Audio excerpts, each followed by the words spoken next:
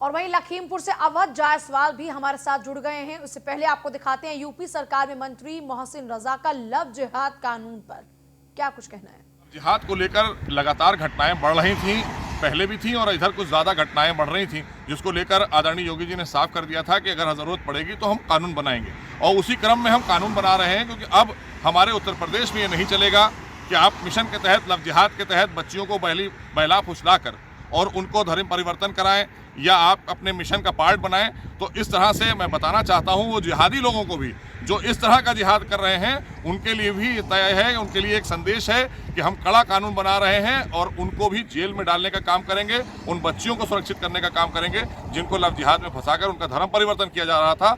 ये साफ संदेश है आदरणीय योगी जी का। देखिए, लव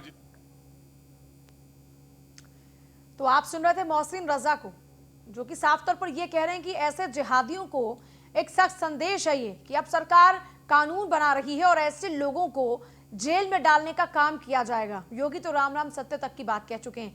लखीमपुर से अवध जायसवाल इस वक्त मेरे सहयोगी मौजूद है, जो कि बीजेपी दफ्तर में है। और अवध, क्योंकि आज का दिन बेहद खास है, जिस लव जिहाद कानून को लेकर अब तक सिर्फ चर्चाएं हो रही थी, अब उसको कानूनी रूप देने की कोशिशें परवान चढ़ने वाली हैं। ऐसे में बीजेपी दफ्तर में क्या कुछ घटनाक्रम चल रहा है? फैसला है और लखीमपुर खीरी में लव जिहाद की कई घटनाएं इससे पहले पूर्व प्रकाश में आ चुकी हैं। और लखीमपुर की सबसे बड़ी बात रही कि लखीमपुर की महिलाएं लव जिहाद कानून बनाने की सबसे पहले मांग करती है ये। और मैं इस वक्त मौजूद हूँ बीजेपी दफ्तर में, जहां हमारे साथ जिलाध्यक्ष जी है और कई पदाधिकारी साथ में है। लेकिन उससे सबसे पहले बात है कि यहाँ सशक्त महिलाएं हैं जो हमेशा लव जिहाद कानून बनाने की मांग करती रही है और योगी जी से भी हमेशा से मांग करती रही कि कोई कड़ा कानून बनाए। अब उन्हीं से जानेंगे कि आखिर वो क्या आगे जो बड़ा फैसला आने जा रहा है सरकार का, उसके क्या पक्ष है और क्या राय है, उनकी किस प्रकार से क्यों ये योगी जी के इस कदम की सराहना कर रही है। आज आपको पता है कि एक लव जिहाद के खिलाफ 4:30 बजे कैबिनेट बैठक हो रही है, उसमें फैसला आने जा रहा है। क्योंकि आप महिला है तो कुछ इस बारे में अपनी राय बताएं। ये जो आने जा रहा है इसमें शायद योगी जी ये भी कहने वाले हैं कि ऐसा लव जिहाद कानून जो धर्म परिवर्तन जैसी शादियां की जाएंगी उसको शून्य भी घोषित किया जा सकता है और कम से कम 10 साल की सजा होगी। लव जिहाद कानून जो बनने जा रहा है इसमें किस तरीके के बड़े फैसले की मांग करेंगे आप?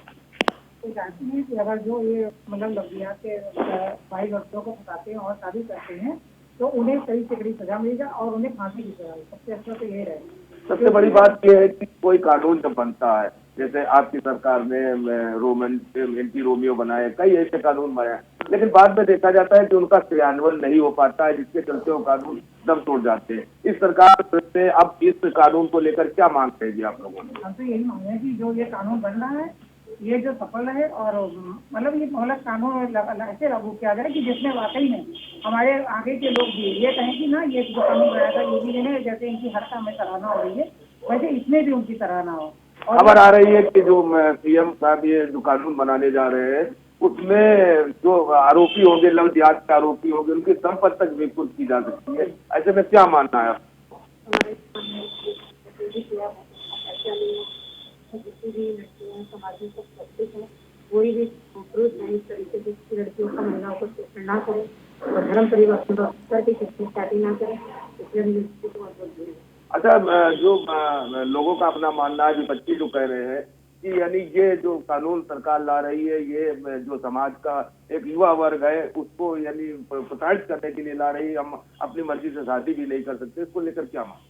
इसको लेकर मैं आपको कि हमको ऐसा नहीं करना चाहिए। हर मर्द को ये सोचना चाहिए कि हमें किसी भी व्यक्ति के साथ या किसी भी महिला के साथ ऐसा कोई भी कार्य नहीं करना चाहिए जिसको लेकर किसी की आत्मा जीवन को खेल पाए। देखा गया है कि लड़कियां अक्सर शिकार होती चली गई और लव जिहाद का लोग बुरी तरीके से कलावा बांधकर इस तरीके से धर्म परिवर्तन कराते रहे। अब ये सरकार एक बड़ा फैसला लेने जा रही है। आगे जो आने वाली युवा है क्या आप करना चाहेंगे? आगे आने वाली युवा की यही अपील है, आप लोग इसकी कोई शिक्षा लें, जैसे कि कोई भी मुस्लिम अगर कलावा बांध के हिंदू बन के हिंदू लड़की को अपने जाल में फंसाता है तो वो आगे से ऐसा ना करे। उन लोगों के लिए एक सबक है। आगे आने वाले जो भी लड़के हैं वो लोग इससे एक सबक लेंगे, क्योंकि आगे कोई भी लड़का इस तरह से कार्य ना करे। कितना कठोर कानून बनाने के पक्ष में है आप? कठोर से कठोर कानून बनना चाहिए जिससे कि आगे आने वाली पीढ़ी जो है वो इस तरह के सबक सबक है, उसको आगे ये कार्य करने के लिए वो 10 बार सोचे कि हम ऐसा करें या ना करें। विपक्षी कह रहे हैं कि ये जो बीजेपी ने फैसला लेके आई है ये सिर्फ राजनीति को स्टैंड करने के लिए, क्या विपक्षियों को कहना है? नहीं, बच्चियों से यही कहना है कि जिनकी लड़कियों के साथ ये सब आपबीती होती है, ये तो उन्हीं से पूछा जाए ना कि ये राजनीतिक फंडा है या उसका दर्द तो वही समझ सकते हैं जो इसके जाल में फंसे होते हैं। जी हाँ पूजा, सबसे बड़ा सवाल तो महिलाओं का कहना है कि दावे भले किए जा रहे हो, लेकिन जिनकी बहू बेटियों या बेटियों के साथ ऐसी घटनाएं होती हैं वो ये दर्द को समझ सकते हैं। हमारे साथ और भी कुछ महिलाएं हैं जिसे जानती है कि ये जो कानून बनने जा रहा है और ये 4:30 बजे की कैबिनेट बैठक होने जा रही है। आप इनसे ये पूछेगा, ये जो कार्यकर्ता इस वक्त बीजेपी मुख्यालय पर आप मौजूद हैं लखीमपुर के, कि इस कानून से इनको इतनी ज्यादा उम्मीदें क्यों हैं? क्योंकि इससे पहले भी कई सख्त कानून हैं अलग अलग महिलाओं के खिलाफ अपराध को लेकर, लेकिन उनके नतीजे बहुत ज्यादा बेहतर नजर नहीं आते। जैसा कि आप दहेज को लेकर देख लीजिए, दहेज को लेकर सख्त कानून होने के बावजूद भी क्या कोई दहेज का प्रचलन रुका आज तक? एक सवाल है ऊपर से पूछा गया है कि इससे पहले भी महिलाओं की सुरक्षा के लिए तमाम सारे कानून बनाए गए, लेकिन वो क्रियान्वयन सही ढंग से नहीं हो पाए। इसी के चलते शायद वो धरातल पर साकार नहीं हो पाए। जैसे दहेज एक्ट बना और कई एक्ट बने, लेकिन महिलाओं की सुरक्षा आज भी यानी उस तरीके से नहीं हो रही। लेकिन आज सरकार जो एक कदम उठाने जा रही है, क्या आप मानती है कि इसको किस तरीके से क्रियान्वयन किया जाए और किस तरीके से महिलाओं की सुरक्षा यानी जो है तो समृद्ध हो सके? देखिए, पहले तो मैं इसके विरोध में बैठी हूँ। हर एक प्रोग्राम को उन्होंने बहुत अच्छे से क्रियान्वयन किया है, लेकिन थोड़ा सा ये विपक्ष की राजनीति है, विपक्ष की चाल है कि कोई भी प्रोग्राम को वो कहते हैं कि आपने ये सब अच्छा नहीं किया, बहुत खराब किया। मैं तो नहीं इस बात को मानती हूँ। जो भी हमारे यहाँ दहेज एक्ट में देखिए कितना मतलब बहुत अच्छा हुआ कि अब कहीं किसी की मतलब खुलेआम हिम्मत तो नहीं। जैसे अभी एंटी रोमियो शुरुआत पे हुआ था, उसके बाद यानी उसके बाद महिलाओं की इसके साथ घटनाएं नहीं। आज भी इतना डर है सड़कों में कि एक आर्कने स्कूल है यहाँ पर और गवर्नमेंट कॉलेज है, वहाँ पे हमने तो नहीं देखा लड़कों ने किसी तरह की रोमियो एक्ट किया हो।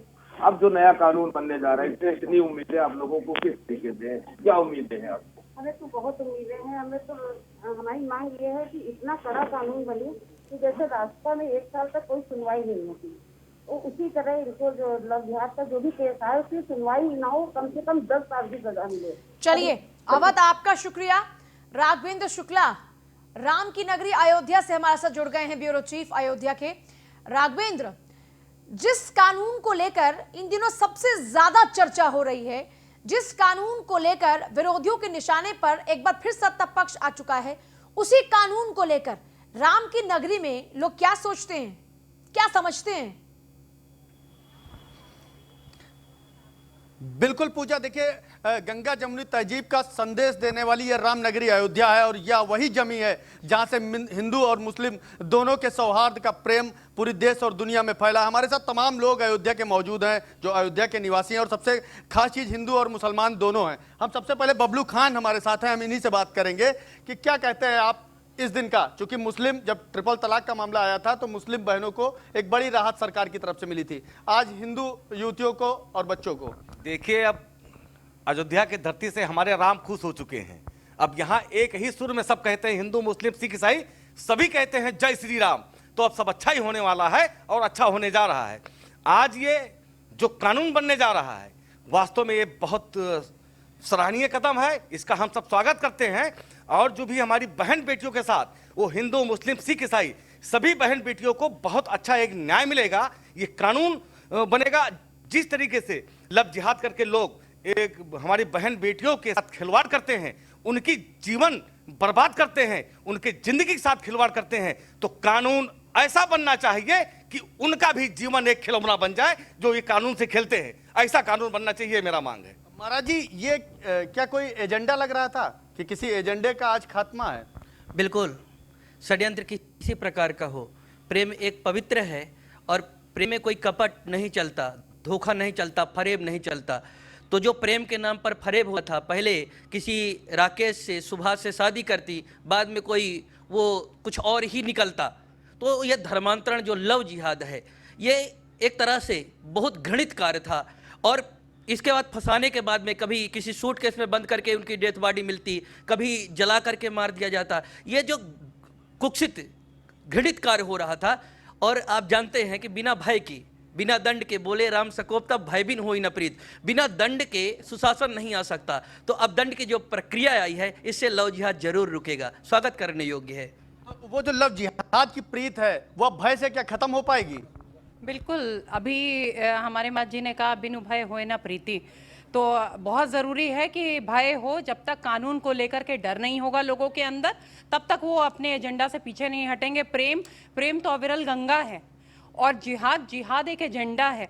तो एजेंडा और प्रेम एक साथ नहीं चल सकता है। कहीं ना कहीं इस एजेंडा को पूरी तरीके से नतमस्तक करना पड़ेगा, इसको पूरी तरीके से समाप्त करना पड़ेगा। इसके लिए कठोर से कठोर नियम कानून पारित होने चाहिए और इन नियम कानूनों में इस प्रकार की व्यवस्था होनी चाहिए कि ऐसा कोई भी व्यक्ति जो ये करने की हिम्मत कर रहा है उसको कानून के तहत सजा और यहाँ तक कि उनकी संपत्ति तक जब्त करने का कुछ ना कुछ प्रावधान बनना चाहिए, क्योंकि जब तक इन सब चीज़ों का डर नहीं अंदर बैठेगा तब तक ये रोकेंगे नहीं और हमारी हिंदू बहन बेटियों के साथ इसी प्रकार से खिलवाड़ करते रहेंगे।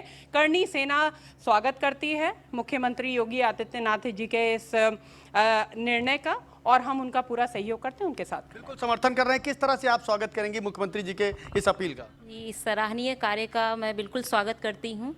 और प्रेम तो ऐसी चीज़ है, प्रेम में स्वार्थ हो ही नहीं सकता। जिसमें छल हो, स्वार्थ हो, वो प्रेम नहीं हो सकता। और इसको मैं 4 लाइनों से व्यक्त करना चाहती हूँ। प्रेम को शायद ये लोग नहीं समझ पाए हैं, तो मैं एक मुक्तक के माध्यम से अपनी बातें कहना चाहती हूँ। मोहब्बत को अगर सच में निभाना आ गया होता तो मुट्ठी में तेरी सारा जमाना आ गया होता। बहुत खूब, बहुत खूब। हमारे साथ कांटों पर चले होते अगर तुम भी, दिया आंधी में भी तुमको जलाना आ गया होता। तो देखिए पूजा, किस तरह से ये खुशी दिखाई दे रही है, क्योंकि वाकई यह वह दिन है जिसमें तमाम लोगों को एक धोखा मिलता था, प्यार के नाम पर फरेब मिलता था। महाराज जी क्या कहेंगे, क्योंकि अयोध्या से ही मुख्यमंत्री की एक बड़ी आस्था रही है, अयोध्या से उन्होंने तमाम बार संदेश दिया, लेकिन विधानसभा से भी लगातार वह एक के बाद एक संदेश दे रहे हैं, कुछ कठोर तो कुछ नरम। जी, ये कानून बहुत अच्छा है और कठोर से कठोर कानून होना चाहिए इसके लिए, और माननीय मुख्यमंत्री जी का स्वागत है इसमें। और ये कानून पूरे भारत में लागू होना चाहिए, खाली उत्तर प्रदेश में, हर एक राज्य में, और हर राज्य के मुख्यमंत्री को इस कानून को कठोर से कठोर। अभी आप संत हैं, संत योगी जी भी हैं, जिस तरीके से वो कठोर निर्णय लेते रहते हैं, किस तरीके से हौसला अफजाई करेंगे एज ए संत? योगी हैं तो निर्णय कठोर तो लेना ही चाहिए, क्योंकि पाने के लिए और खोने के लिए दोनों नहीं होता। जब सन्यासी बनता है तो सर्वस्व त्याग कर देता है। और आपने बहुत पहले सुना होगा कि जिस राज्य का राजा फकीर होता है वहाँ की प्रजा अमीर होती है, और जहाँ का राजा, जिस राज्य का राजा अमीर होता है वहाँ की जनता गरीब होती है। तो मुख्यमंत्री जी योगी हैं, फकीर हैं और देश की समृद्धता देख रहे हैं। बहुत शुक्रिया राघवेंद्र आपका इस पूरी बातचीत के लिए। देखिए, हम हर अलग अलग जिले से वहां के लोगों की राय क्या है इस कानून को लेकर वो आप तक पहुंचाने की कोशिश कर रहे थे। बहरहाल विरोधियों को लगता है कि इसमें सरकार का कुछ एजेंडा है, लेकिन सरकार कहती है कि हम जिनका एजेंडा चल रहा है जिहाद के नाम पर, उस पर लगाएंगे इस कानून के जरिए फुल स्टॉप। नमस्कार।